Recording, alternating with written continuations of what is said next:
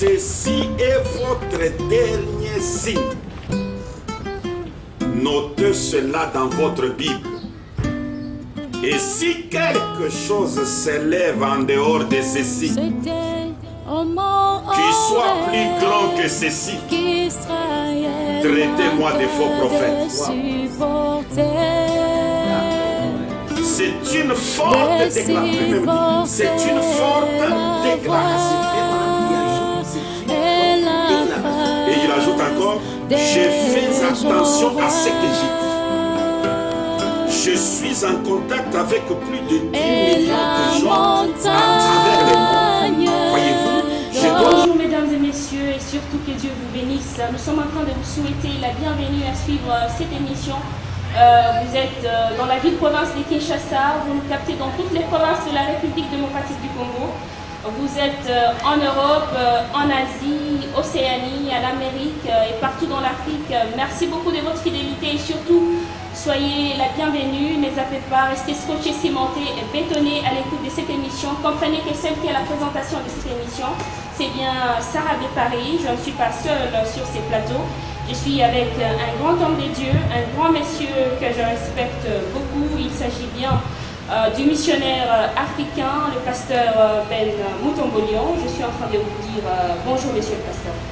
Bonjour,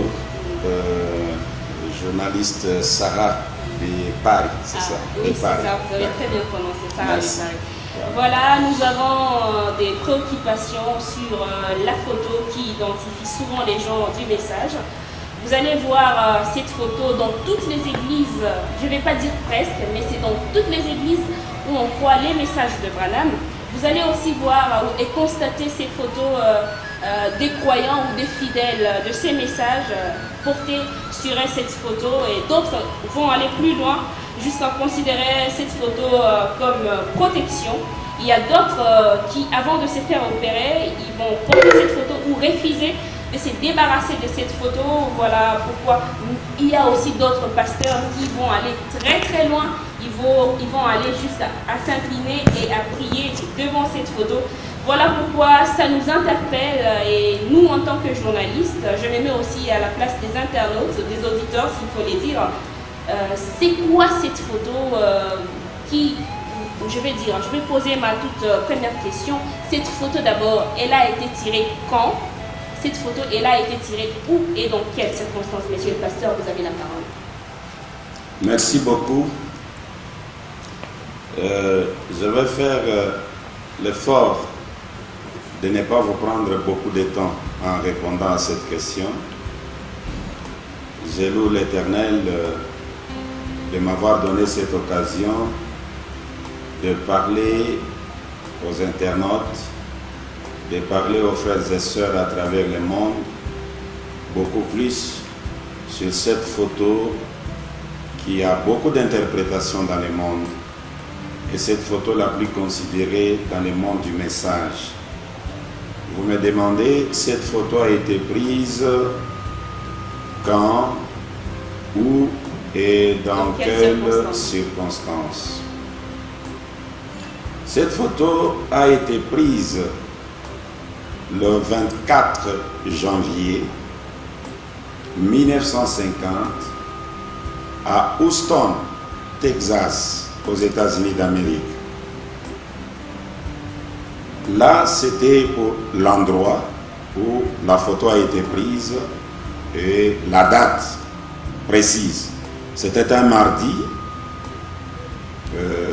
un soir, la nuit, que la photo a été prise dans un débat. Le débat a été provoqué par des grands œuvres de William Branham. Pour ceux qui me suivent, vous allez vous rappeler d'une émission que nous venons de faire avec vous, avec le frère Gédéon, où nous avons parlé des événements accomplis par le prophète Branham à Fort Wayne. L'histoire du piano qui jouait seul. Comme j'avais promis aux internautes que je devrais vous donner le nom de la sœur qui était en train de jouer le piano. Elle s'appelait la sœur Gertie. C'est elle qui était au piano. Nous avons donné beaucoup d'événements qui s'étaient passés, des miracles. Toutes ces choses bouleversaient des pasteurs. Lorsqu'ils voyaient Branham connaître les secrets du cœur des gens, Branham capable d'entrer dans la vie d'une personne, rentrer dans le passé de la personne, et aller même dans le futur. Aller même dans le futur de la personne, et il comprenait qu'il n'y avait que Jésus qui avait cette capacité-là. Et lorsque Jésus avait cette capacité, il y a un moment, il a regardé un monsieur du nom de Nathanaël, lui a dit, avant que Philippe ne t'appelle, lorsque tu étais sous l'arbre, je te vis. Et la réaction de Nathanaël était, tu es le roi d'Israël. Il l'a adoré, il l'a élevé. Alors deux pasteurs aux États-Unis d'Amérique, deux pasteurs baptistes, ils n'ont pas digéré ça. Ils n'ont pas digéré ça. Ils ont compris que avec le miracle que Branham accomplit, avec le discernement de pensée et tout ce qu'il est en train de faire, ça efface l'adoration que nous avons. Ça efface la divinité que nous avons. Ça élève Branham. Alors le combat a commencé. Les combats contre Branham, les combats contre les œuvres de Branham. C'est ainsi qu'à Houston, Texas, au mois de janvier, le 24 janvier, voulais-je dire, 1950 à Houston, William Branham est arrivé à Texas pour tenir une série de réunions pendant 17 jours. Et dans cette série de réunions, de miracles chaque jour, de grands miracles, des estropiés qui se tenaient debout, deux aveugles qui commençaient à voir, même de morts qui ressuscitaient. Ceci a bouleversé un pasteur qui était l'évêque de l'église baptiste. Ça l'a dérangé. Il a saisi les journalistes. Il a saisi la presse, comme vous êtes en train de le faire avec moi, pour leur dire, je suis contre les choses que Branham fait, c'est du mensonge. Branham c'est un imposteur, la guérison divine n'existe pas. Et s'il veut confirmer le contraire de ce que j'ai dit, que Branham accepte que je puisse faire un débat avec lui. Et cela a été publié dans les journaux. Et l'un des collaborateurs de William Branham, je suis en train de vous donner les circonstances dans lesquelles la photo a été prise. Un des collaborateurs de William Branham, du nom de Bozoff, il a ramassé les journaux. Quelque part, il a trouvé ce journal là où le monsieur Best, il s'appelait Dr Best. C'était un docteur qui venait fraîchement de l'université théologique.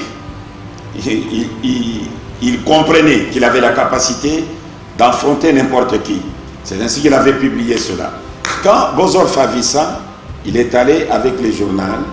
Il a trouvé William Branham dans sa chambre, à l'hôtel, se préparant pour la réunion du soir. Il lui a dit, Révérend Branham, je suis triste. Pourquoi? J'ai rencontré un problème. Il y a le docteur Best. C'est un pasteur baptiste.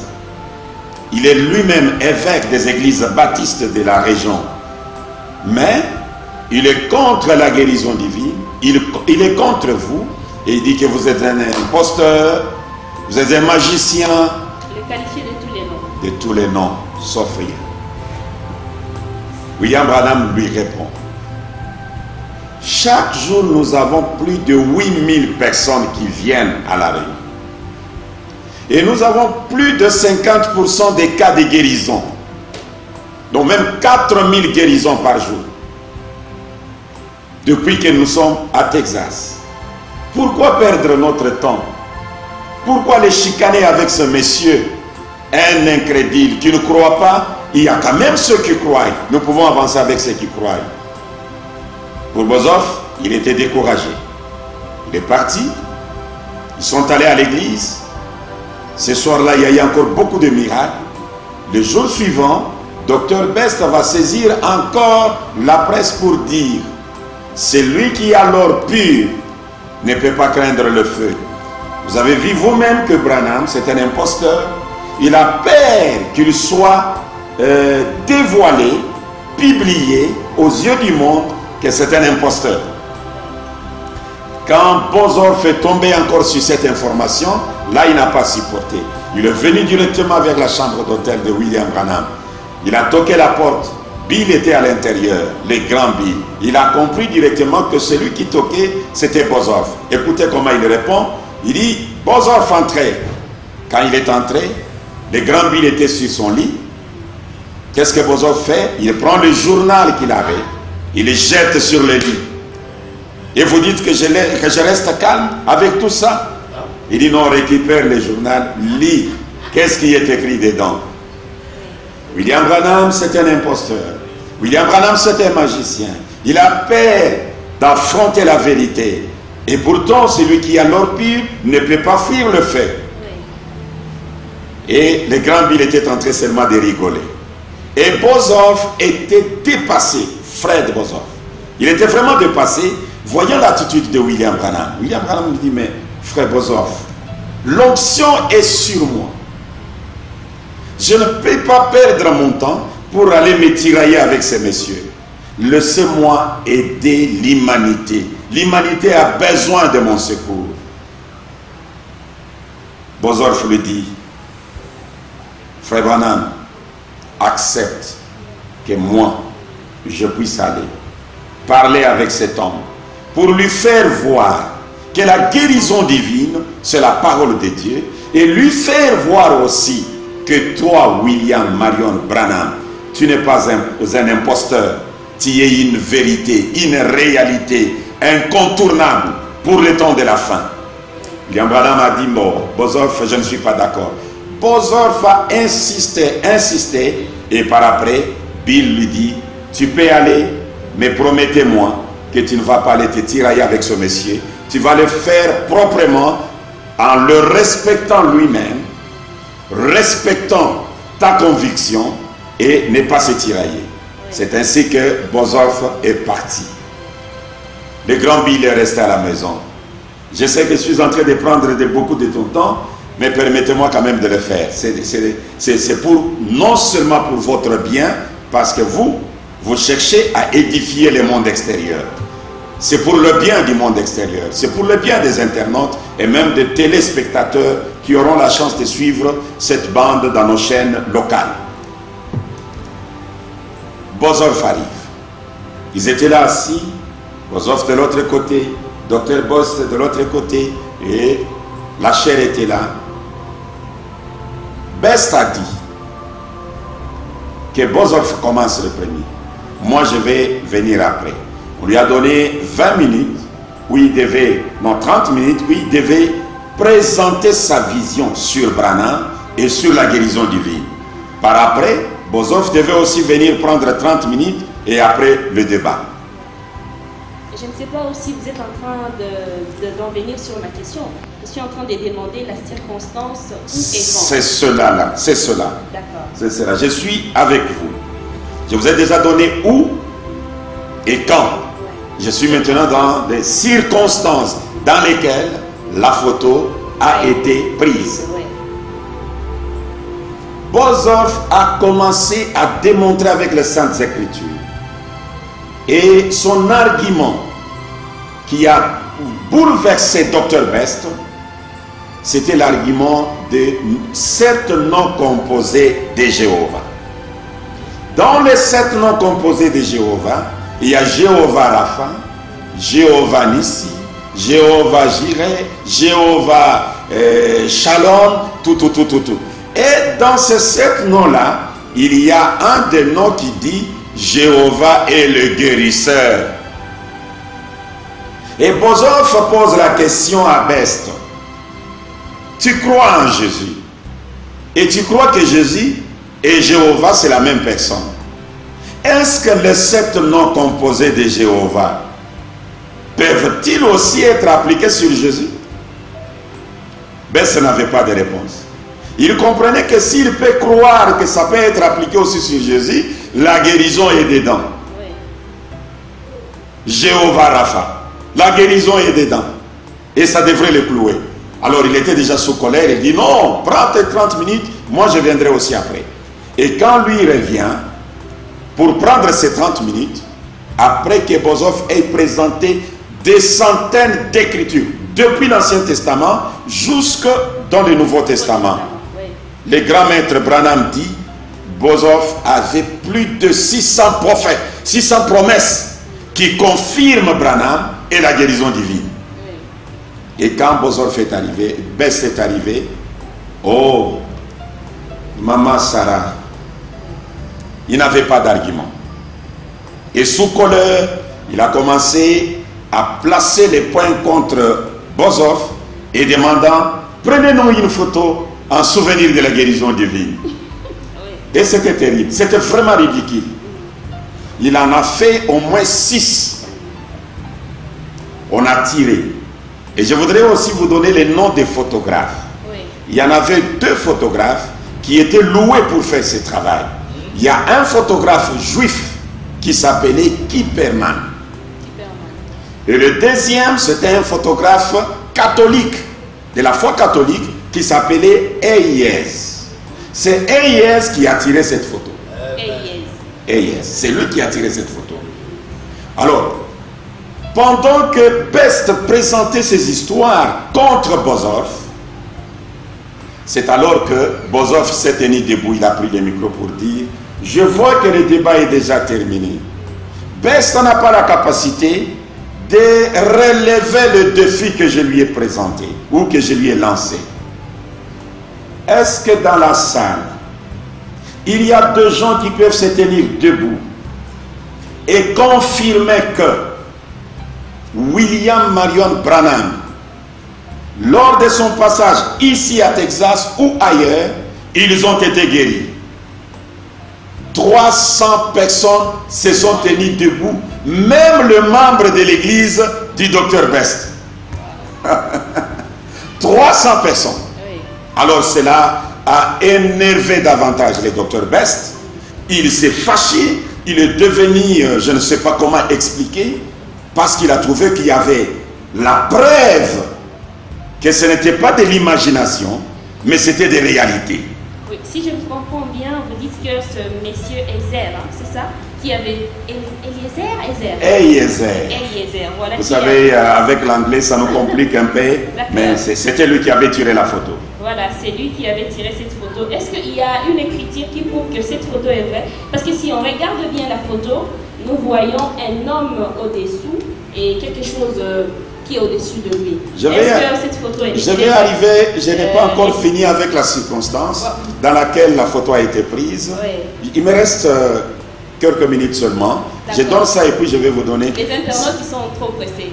Non, ils doivent être, ils savent que c'est l'évangile du 3e exode. Oui. Ça a toujours réveillé tous les démons de l'air drap, mais c'est l'évangile qui vous conscientise d'un changement réel et radical intervenu dans les domaines de la religion. Et souvent, je ne viens pas seulement pour vous relater, mais je suis avec moi. Eux, vous voyez, il y a l'arche de l'Alliance, ça y est là-bas. Voilà. Je vais y arriver. Oui. Ok, je disais ceci. Lorsque Bozov a fait cette déclaration et qu'il s'est prouvé réellement que Branham, ce qu'il déclare, il le démontre, il vit sa prédication. Il parle de la guérison, il démontre la guérison. Il parle du discernement, il démontre le discernement. Il parle du salut, il démontre le salut. Oui. Alors Bozov était fâché et Best était fâché à tel point que il a fait ce geste-là. Il voulait en venir au coup. Il voulait en venir au coup, mais c'était difficile parce qu'il y a une atmosphère qui a toujours entouré les hommes de Dieu. Oui. C'est difficile. Au moins si Dieu le permettait parce qu'il est souverain. Maintenant, qu'est-ce qui est arrivé? Bozov va faire cette déclaration. Dans la salle, il y avait au moins 30 000 personnes. 3 balcons. Or, William Branham, qui n'avait pas voulu être dans le débat, quand il est resté à la maison, à l'hôtel, il s'est décidé de suivre Bozov. Il a dit non, non, non, je ne peux pas laisser ce soldat, ce militaire du Seigneur, aller au front scène. Je dois être avec lui. Je dois l'accompagner. Bill est arrivé. Oui. Sans faire de bruit. il est entré lentement, accompagné de sa femme, Meda Branham, et de son petit frère, Howard. Ils sont entrés, montés au premier balcon, deuxième, au troisième balcon, et sur le siège numéro 30, Branham s'est assis là. Oui. Il s'est assis sur le siège numéro 30 et il suivait les débats. Qu'il me soit permis de vous dire que c'est lui qui contrôlait les débats. Comment ça? J'y arriverai. Il suivait les débats de loin. Et Fred Bozoff déclare, je demande si Fred Branham est dans la salle. Je lui demande si ça ne le dérange pas de venir congédier les gens. Parce que le débat est déjà fini. Toutefois, je ne l'oblige pas. Comment il a su qu'il était là alors qu'il avait laissé à l'hôtel? Il les connaît.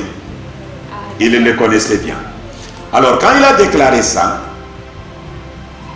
William Branham, au fond, au balcon, siège 30, là où il était assis, il veut se lever. Son petit frère Howard les touche pour lui dire, ne te lève pas, n'allez pas là-bas. Il voyait déjà l'esprit de Best et de tous ces gens-là, c'était pour ridiculiser. Il dit, ne te lève pas. Et c'est la femme, Meda Broy, qui connaissait ces vents agités de l'Orient, regarde son petit frère pour lui dire, attention, laissez-les, regarde ses yeux, laissez-les. Il va se fâcher. Non, il voyait que dans les yeux, le petit yeux du grand Élie, En forme d'aigle. oh l'aigle Jéhovah, il était prêt à se déployer. C'était déjà une occasion pour nous d'avoir cette photo. C'est ainsi qu'il s'est tenu debout. Il a marché lentement, il est descendu. Il est arrivé jusque devant la chair.